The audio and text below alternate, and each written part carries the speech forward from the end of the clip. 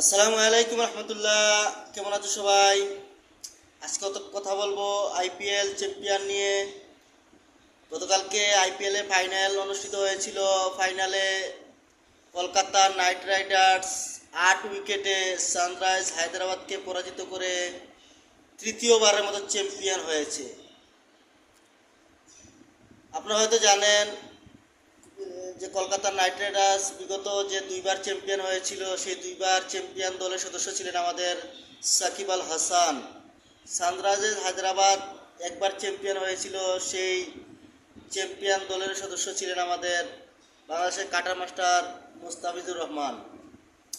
তো বন্ধুগণ, কলকাতা চ্যাম্পিয়ন হওয়ার কারণ কি, রহস্য কি?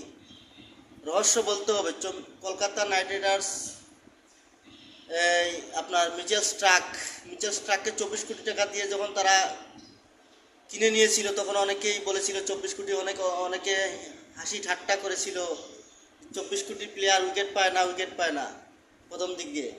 সেই 24 কোটির প্লেয়ারই আজকে ফাইনালে ম্যান অফ দ্য ম্যাচ হয়েছে। এবং সুনীল নারাইন, আন্দ্রে রাসেল তাদেরকে বুড়া বুড়া বলেছিল। হ্যাঁ, বুড়াদের দল কলকাতা নাইট রাইডার্স, সেই বুড়ারাই কিন্তু ফাইনালে ভালো পারফরমেন্স করেছে। আন্দ্রে রাসেল গতকাল 3 উইকেট নিয়েছে, সুনীল নারিন 1 উইকেট নিয়েছে, কিপ্টি বোলিং করেছে, 113 রানের মধ্যে আটকে রেখেছে কলকাতা সানরাইজ হায়দ্রাবাদকে। তবে ম্যান অফ দ্য টুর্নামেন্ট হয়েছে সুনীল নারিন। টুর্নামেন্ট হওয়ার বড় কারণ হচ্ছে তাকে ওপেনিংয়ে ব্যাটিং করিয়েছে কলকাতা ম্যানেজমেন্ট। গৌতম গম্ভীরকে ধন্যবাদ দিতেই হয়।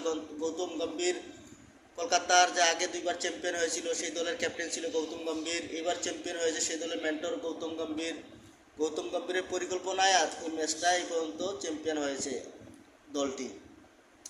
সুনীল নারিনকে ব্যবহার করেছে, বোলিংয়ে সে ভালো করেছে এবং ব্যাটিংয়ে ওপেনিংয়ে বোনাস হিসেবে কাজ করেছে।